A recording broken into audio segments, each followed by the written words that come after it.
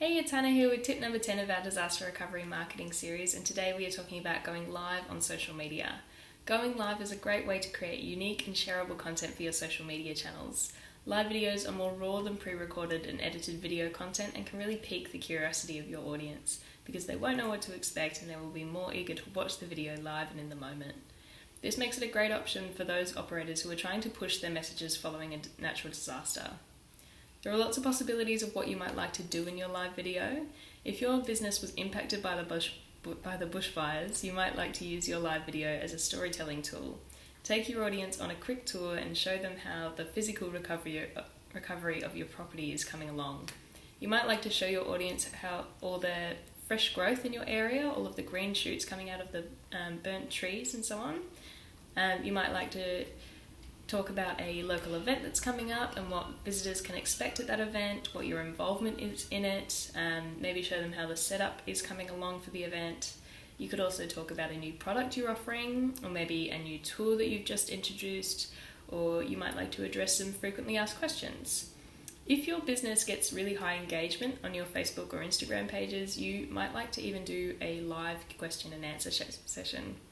I recommend this primarily to businesses who do get good traction on their regular posts because you are more likely to have an engaged audience joining your live video who are going to ask questions.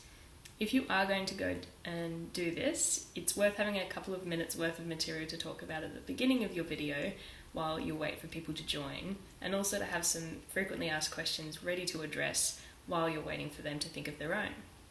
Of course, you do still need to plan out your live content just as you would for anything else. So to get the timing of your video right, have a look at your Facebook Insights to see when the majority of your followers are online. You can see this by going to Insights and clicking on Posts. And if your business does better on Instagram and you're planning on going live there instead, you can have a look for the same information under Insights, Audience, and then scroll right to the bottom of the screen.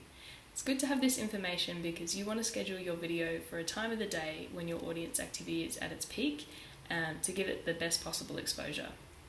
If you've never done a live video on Facebook or Instagram, you might like to practice in advance. You can do this by going live on your own personal page. You can get an idea of how it works, what the functionality of the live tool is, before you go and do the real thing. It's also handy to do it on your personal page because you can adjust the audience settings from public or friends to having it only available for specific friends or even just for yourself, if that's what you would prefer. It's a good idea to build some hype for your live video too, so schedule some posts a few days in advance, letting your audience know that you are going to go live at a certain time on a certain day to talk about something special, to show them something interesting. And this is especially important if you are going to seek some interaction, such as in the Q&A example. If you are using Facebook, it might be handy to have a colleague on hand watching the video live so that they can field any questions or comments from audience members who interact. And once the Facebook video is done, it will process and be added directly to your newsfeed, and from there you'll be able to download it and share it on other platforms such as IGTV, and YouTube. You can embed it directly into your website or into a blog post if you think it's suitable for that as well. If you go live on Instagram, your replay will be available in your stories for 24 hours. You can also save it to your highlights if you want to keep it there permanently, and you'll be able to download it directly to your camera roll so that you can share it to Facebook and other platforms as well. For those operators who do use Twitter as well, you can go live on Twitter, but be aware that the maximum time for a live video, or any video I think, is 2 minutes and 20 seconds. So you need to keep it pretty short and sweet.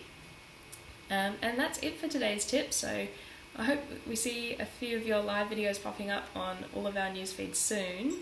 And we will be back tomorrow with tip number 11. Thanks guys, bye.